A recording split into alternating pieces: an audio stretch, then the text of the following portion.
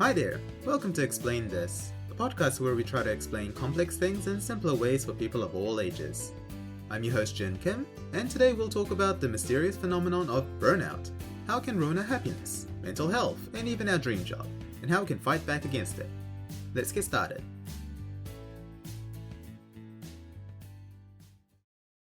Do you ever wake up after a proper long sleep, still feeling exhausted?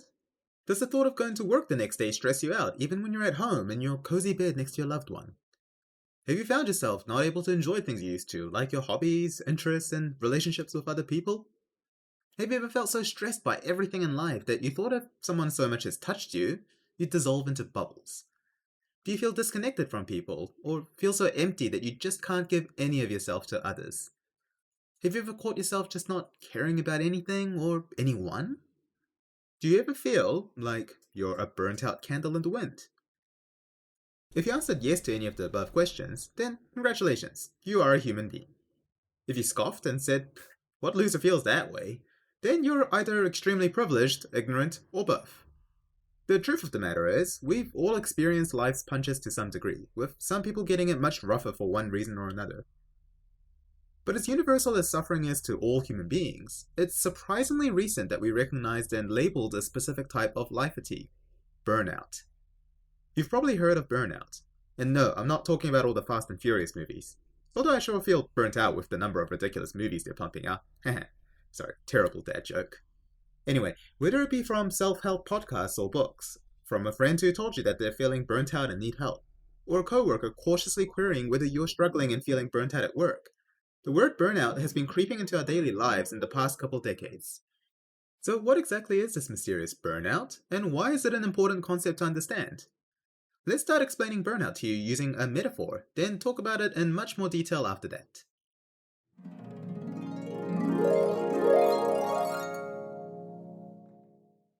Let's pretend that your mind and body are a laptop, or an iPad, or whatever devices Zoomers do their work on nowadays. Anyway, the important part is that you have a battery. Doing work takes battery charge. The more work you do, the more battery you drain. You dig? Now, in an ideal world, your battery should be big enough to get through an entire day's worth of work so you can do your job, get home, then recharge your device so that it's fully charged for tomorrow. But that's not how it works in the real world. Sometimes you get given so much work to do that you deplete your battery before you even get home. This could be because you have to constantly use your laptop to work throughout the day without a break to charge little bits at a time, or the task you're doing is so complex and heavy that it takes up a lot more battery juice compared to normal tasks. Sometimes the problem's with the battery itself. Maybe you had to use your laptop in the morning to help your parents with something, so you started the day on 80% instead of 100. Or maybe your battery's getting old and worn out, so it doesn't retain the charge as long as it used to. Or maybe it's because you have had too many other things going on, so you forgot to charge your laptop at night. Even worse, maybe something big happens like a storm knocking down the power grid, so you can't charge your device overnight, because you've got bigger problems like not having any power in the house. What I'm trying to say is, there's many reasons why you might not be able to do your work on your laptop, but all of them come down to a simple mathematical problem.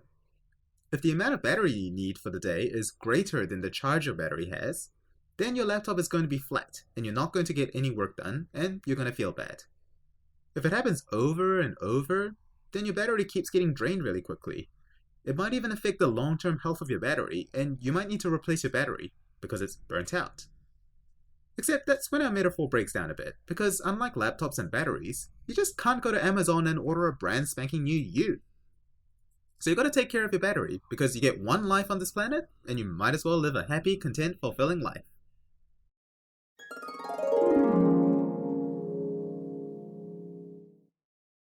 Alright, so let's get into the nitty-gritty of burnout. Like I mentioned before, burnout is a pretty new concept. I mean, obviously, burnout has existed probably since the oldest profession started, but people never gave the feeling and phenomenon a name, or bother studying how it arises or how to treat and prevent it. Burnout is a term coined by psychologist Herbert Freudenberger in 1974. Freudenberger studied a group of volunteers working at a free clinic for drug addicts and noticed a pattern of increasing fatigue in volunteers, with a myriad of other associated symptoms. He also recognized these symptoms from his own life and numerous other professionals around him. The simplest definition of burnout is when the constant excessive demands from your work overwhelm and exhaust your resilience and reserves, to the point that it affects your ability to work, connect, and live. The most common word people suffering burnout use to describe how they're feeling is exhausted. And not just physically exhausted, like always feeling tired and feeling like a good night's rest does jack all to help you recover. We're also talking about mental, emotional, and compassion exhaustion. You've probably experienced this at some point in your life, where you're just so overrun by work that you feel completely over it. Like your brain and heart are running on fumes, you have zero flips to give, and you just don't give a toss about anything. But burnout is more than just exhaustion and fatigue. It's a state of being, a syndrome with many other related symptoms. First off, being burnt out makes you much more irritable and less compassionate. Every small inconvenience or annoyance can set you off in a fit of rage or make you break down in tears. Because you've been reduced to a charred husk of what you used to be, thanks to the relentless fires of stress. You might remember from episode 21 that the fork theory is a great analogy for this phenomenon, where even the tiniest annoyance can be the straw that broke the camel's back when you're stretched to your limits. Another very common symptom of burnout is depersonalization, or compassion fatigue. The best way I've seen this described is the quote, "You can't pour from an empty cup." If you're emotionally exhausted, it's extremely hard to care about other people, let alone wanting to help them out. This also leads to isolation and being disconnected, particularly from your loved ones. Because you can imagine it's hard to maintain a healthy relationship when you have no energy or compassion, irritable all the time, and preoccupied by all the stress in your life. Lastly, you experience a myriad of physical and mental symptoms such as decreased energy, mood, enjoyment of things, also called hedonism, sleep, appetite, motivation, interest, and yes, even sex drive suffers.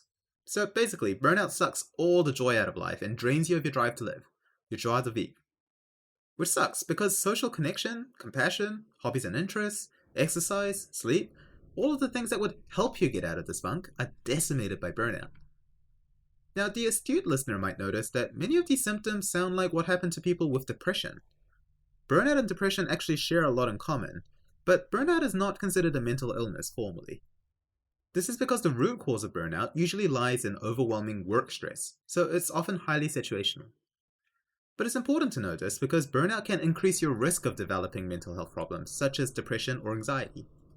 So yeah, it sounds like pretty serious stuff, huh? And the unfortunate thing is, it's everywhere. I'd hazard a guess that more than half of the people listening to this episode can relate to some of the symptoms and feelings we've talked about already, or identifying as having felt or currently feeling burnt out. There was a recent harrowing study done in emergency departments across New Zealand that showed that 50% of ED workers were experiencing burnout. And that's the prevalence, as in currently experiencing, not have experienced at one point. Heck, in the case of nurses, the percentage was more than 60%. This shows just how common the terrible phenomenon is. I myself have experienced burnout to various degrees during my medical training, and have seen my colleagues suffer severe burnout to the level of needing to change jobs or risking their relationships, sanity, and physical health. If you think you've never experienced burnout or nothing in this episode triggers an internal alarm for you, don't worry. Knowing about burnout will still be extremely helpful because I can guarantee you that someone in your life will be suffering from burnout right now. Hell, it could even be your future self, because burnout can happen to anyone at any time.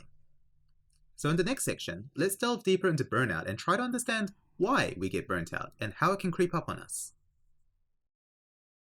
Like with many things in life, burnout is complex and multifactorial. It's not like someone said something mean to you or you had one bad day at work so you get burnt out. Burnout is often due to a sustained imbalance, much like the laptop battery analogy from before. If your work is demanding too much from you while you're not able to care for yourself and recharge, then eventually you're going to burn out. Now, strictly speaking, burnout is classically defined as being the result of work, rather than other stresses such as family dramas or parenting. So, in this episode, we'll focus more on what we call occupational burnout, rather than, say, relationship burnout that some people have described. So back to the imbalance. The first important risk factor for burnout is, you'd think, your work. Firstly, we know that people who work in healthcare, education, or service industries, particularly volunteering, are more susceptible to burnout because they have to give so much more compassion and take on a greater emotional toll on a daily basis. Turns out working with people is hard. Who knew? Well, everyone who has ever worked in retail, for one.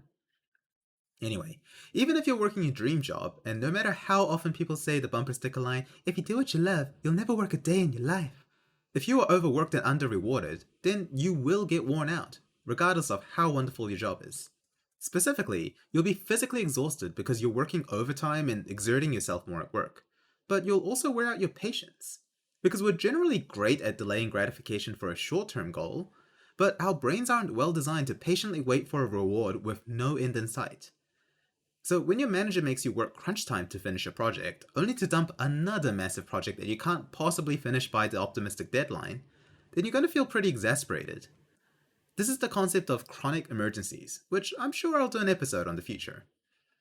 Another good example is how with the recent COVID-19 pandemic, there are governments praising and thanking healthcare workers for their service, then proceeding to freeze their cost of living pay rises, effectively giving them a pay cut. It's hard to feel motivated for work when you're overworked and underappreciated at the same time, because you can only sustain your motivation and drive with grit and determination so much. The other aspect of work that can contribute to feeling burnt out is injustice. For example, if you continuously see management making poor choices that affect your ability to help your students or your patients, then you're going to get increasingly frustrated with no end in sight. And don't forget all the other things from work that can make you not want to go to work, like bullying, abuse from your clients, terrible working conditions, and such. Essentially, too much stress from your work is probably the greatest factor in draining your internal battery. But work isn't the only source of stress in our lives. We have other stresses such as financial worries, relationship issues, or, pandemics and lockdowns with no end in sight. All of these worries and strife chip away at your battery. Like I mentioned, sometimes you might start the day with less charge in your bank because you had to spend energy fretting over getting your car maintained or having a fight with your spouse. You might not have slept well either due to all the stress.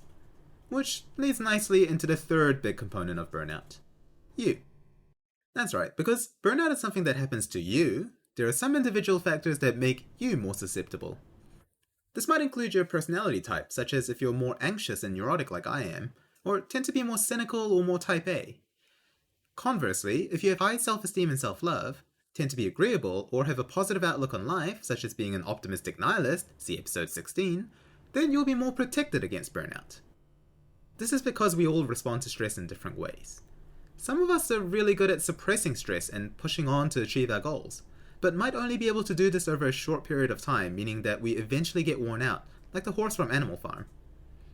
Some of us don't deal with stressful situations and panic or criticize ourselves, falling into an ever-tightening spiral of stress.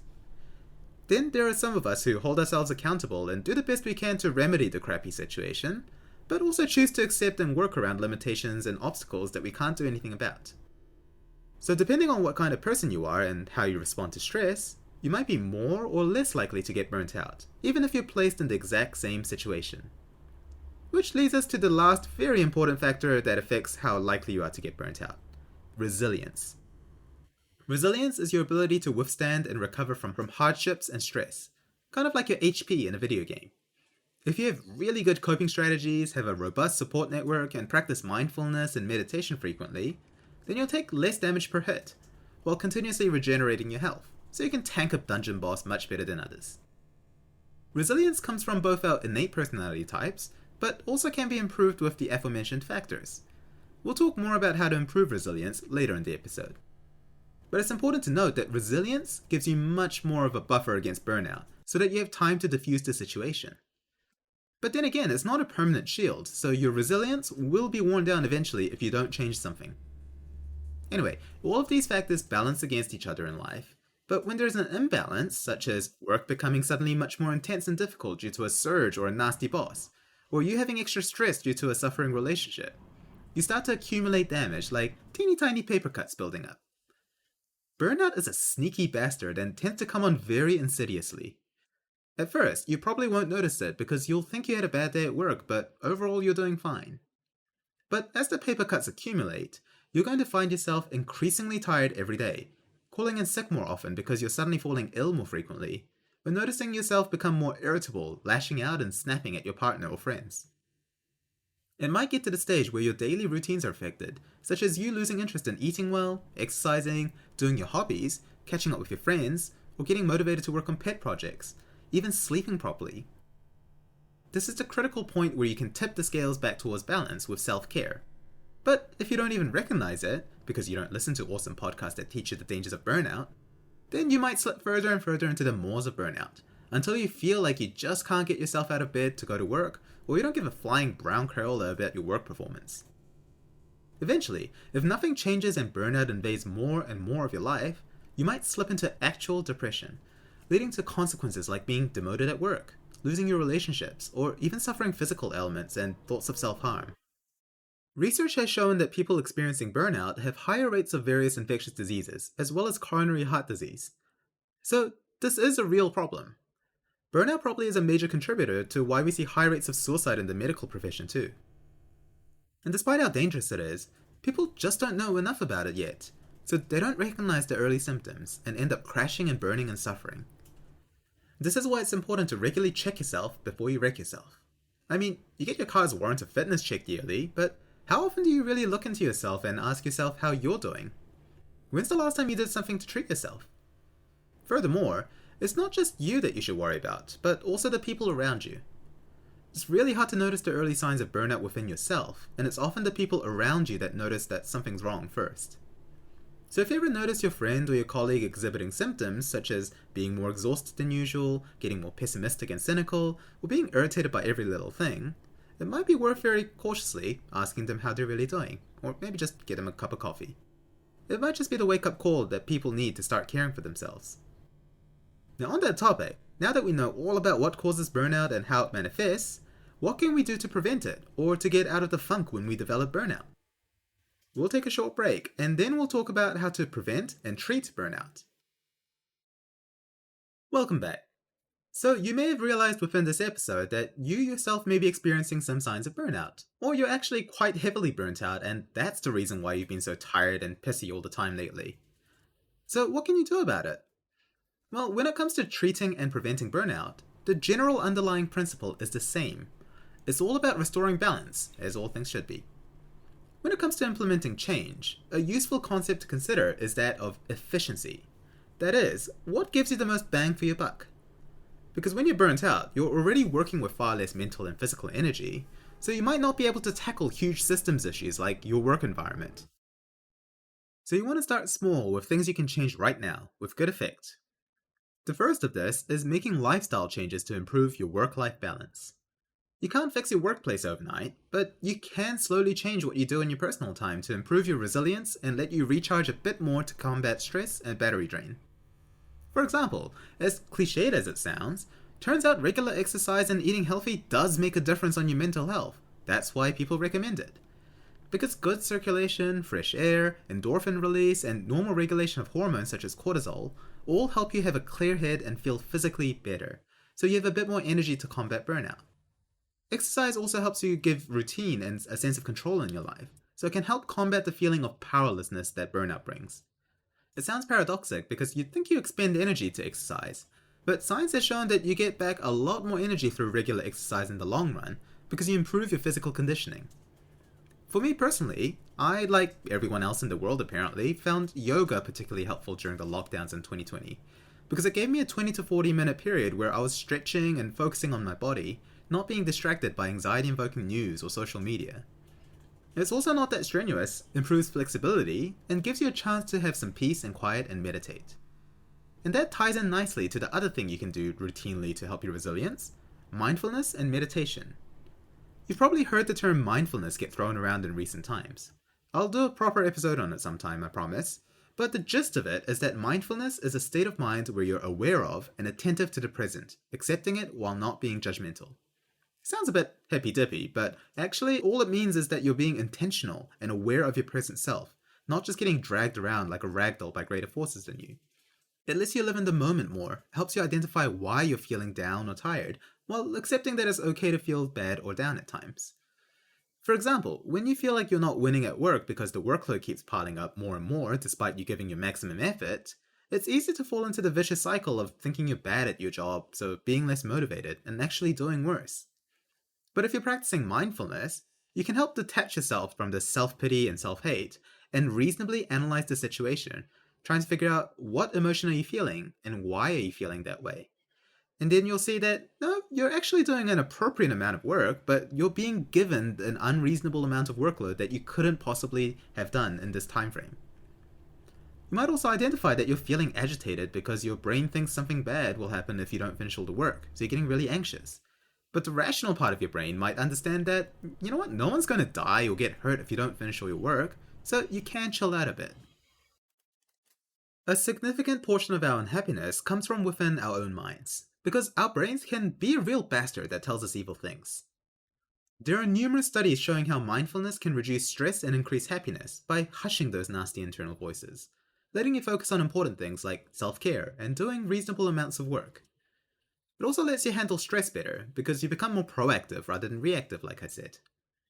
There's a famous Buddhist parable where Buddha teaches his students that when we suffer misfortune, it's like being hit by 2 arrows. The first arrow is the misfortune itself, which we usually can't predict, like an accident or, again, a global pandemic. Some things are just out of our control and we can't predict the future. And yes, getting shot by an arrow sucks and it's painful, but we have to accept that life is painful and sometimes bad things just happen for no good reason. But, there's also the second arrow. The second arrow is our reaction to the first. If we react to the first arrow by wallowing in sadness or becoming angry and looking for someone to blame, or getting worked up about how unjust it is that you got shot by an arrow, then you're going to feel more pain and suffering. Now, the second arrow, this is the arrow that you can avoid. Because instead of standing there like a fool and getting shot again, you can accept that you've been hit by the first arrow, move on, and dodge the second arrow, instead of wasting precious emotional energy being angry or sad.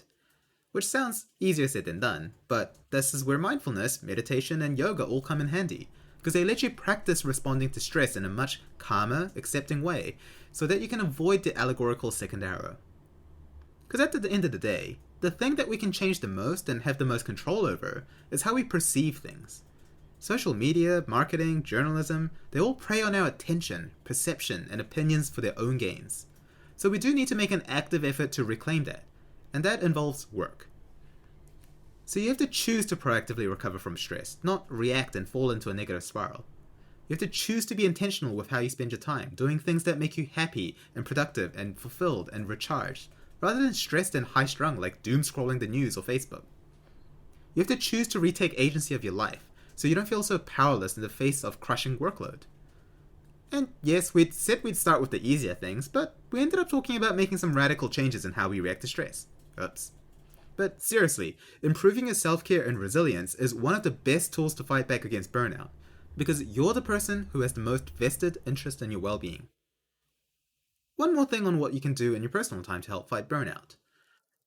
I personally found that having a creative outlet or some kind of passion to chase is a great motivator for life. For me, that involves playing guitar when I'm stressed, playing competitive Magic so I have goals that I'm actively working towards, and making my podcast and blog so that I feel productive and using my brain in a non-clinical way. Some people might paint, they might make pottery, or they might go for runs regularly.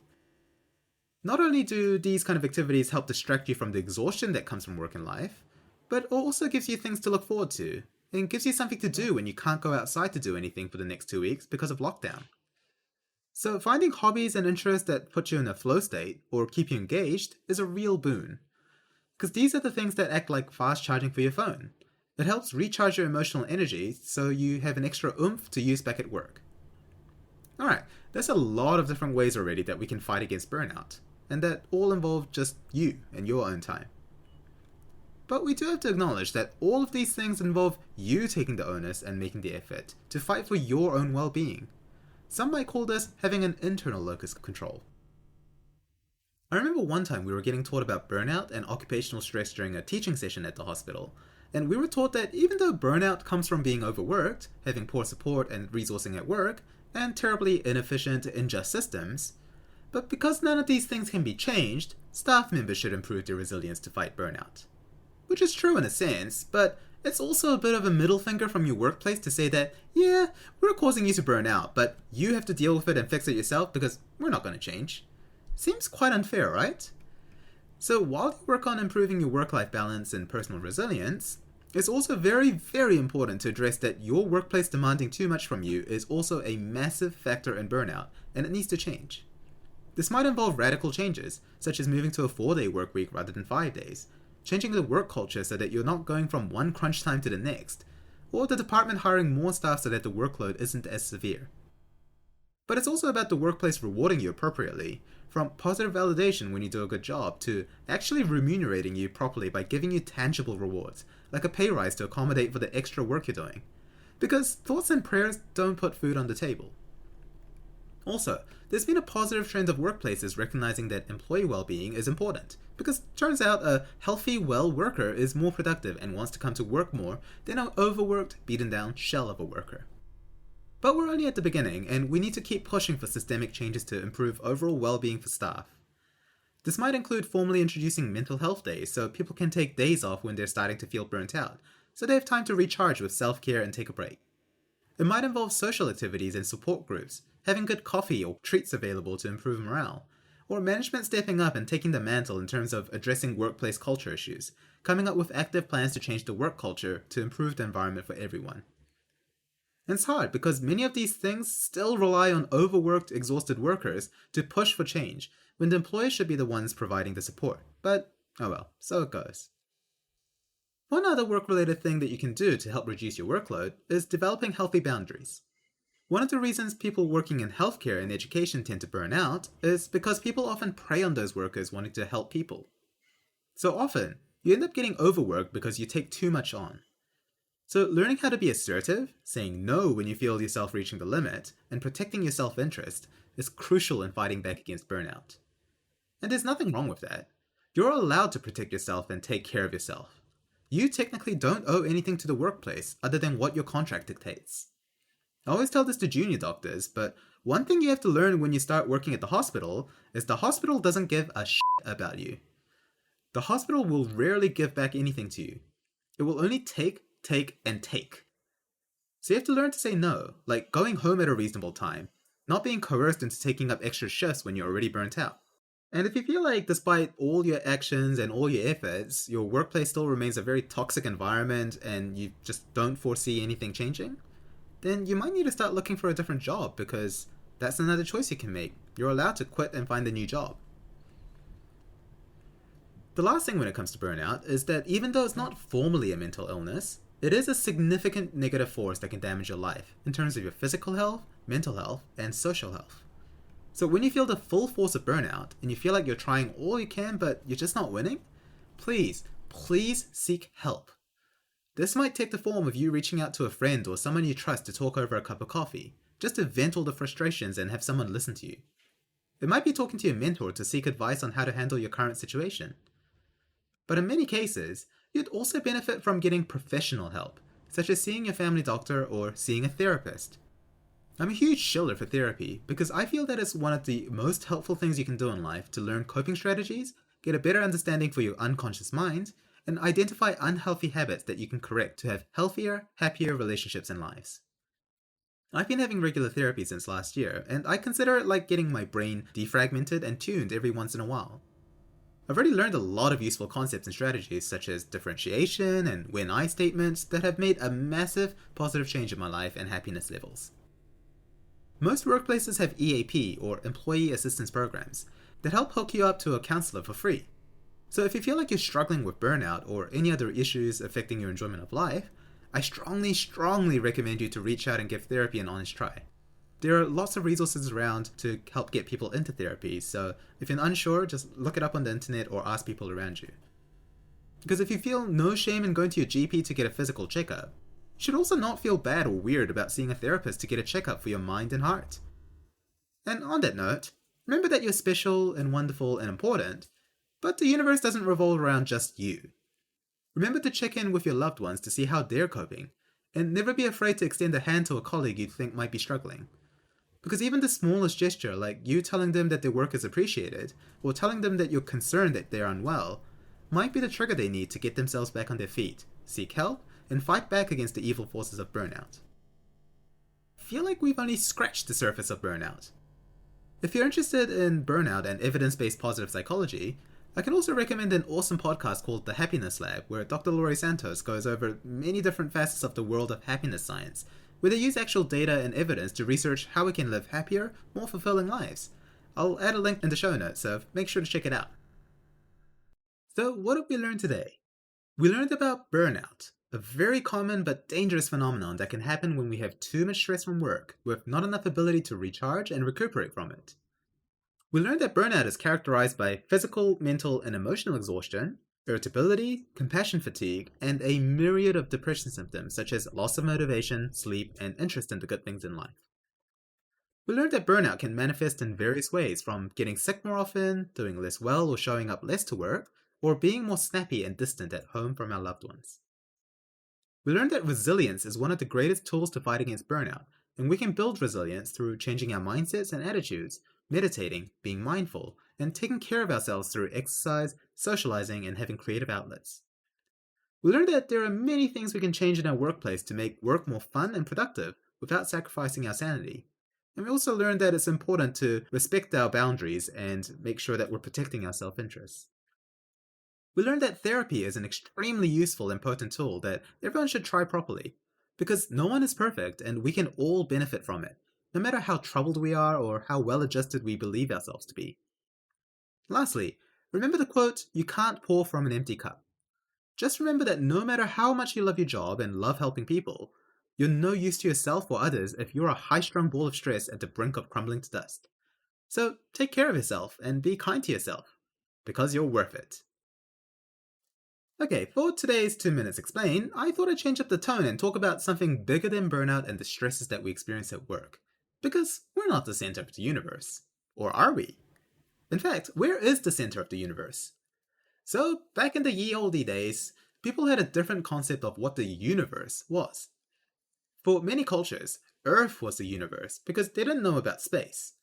For all they knew, the sky was a gigantic dome where the gods shone a bright light during the day, then turned it off at nighttime. But interestingly, many cultures around the world did agree that there probably was Earth, where all earthly things lived, a heaven because you need a place to send the good boys and girls, where the angels live, and the underworld, or hell, because how else are you going to convince people to behave and not murder the heck out of each other? Many cultures believed that these three worlds were connected by a central world axis, or axis mundi, if you want to sound educated. For example, in Norse mythology, we have the mighty Yggdrasil, the world tree, connecting the 9 realms. So back then, this was the center of the universe. As science and technology developed, the field of astronomy grew, with more and more powerful telescopes seeing further into space. So we realized that there was more to the heavens than just fluffy clouds and pearly gates. For a long time, geocentrism was a hot theory, where we put the Earth at the center of the universe with the sun, moon, and other heavenly bodies orbiting us. But as you hopefully know by now, this was overthrown by heliocentrism, the modern model where the solar system, that includes us, orbits around the sun. I mean, it took many brave scientists such as Copernicus, Kepler, and Galileo to challenge the church and the teachings of Aristotle to enlighten us and teach us the reality of where we stand in space. So, props to them. So, is the sun the center of the universe? Hell no! We now know a lot more about space and the universe, thanks to very advanced telescopes in space that can peer into the vast nothingness of the universe. Oh, so with all this fancy technology, did we find the center of the universe? Is it a gigantic black hole, or is it turtles all the way down? Well, it turns out that the universe technically has no center. This is because since the Big Bang, the universe has been rapidly expanding in every direction.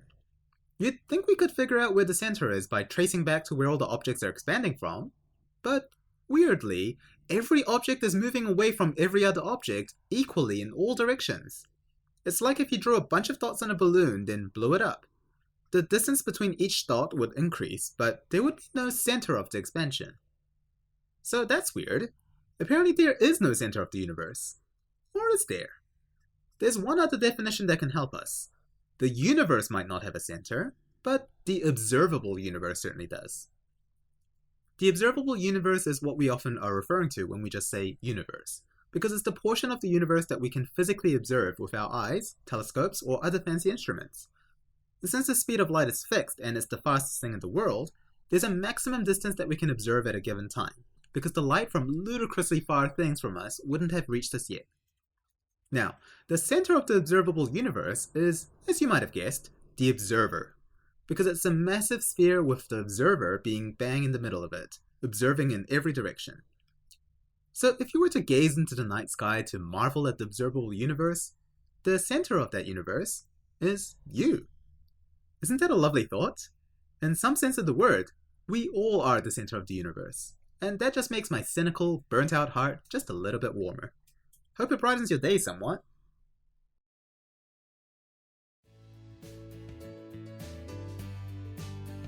Well, that's it for today. Thank you for listening to Explain This. I hope you've learned something interesting and maybe even useful today. I really hope you take something away from this episode because it's a topic that I care deeply about. Whether it's learning to take 5 minutes each day to practice mindfulness, picking up a creative hobby to balance your work and personal life, or finally deciding to make the leap of faith and talking to a professional counselor for help. We'll see you next time. Bye for now. Explain This was written and hosted by me, Jin Kim. If you'd like to suggest a topic or just send a lovely message, you can email me at explainthiscast@gmail.com or follow me on Facebook or Twitter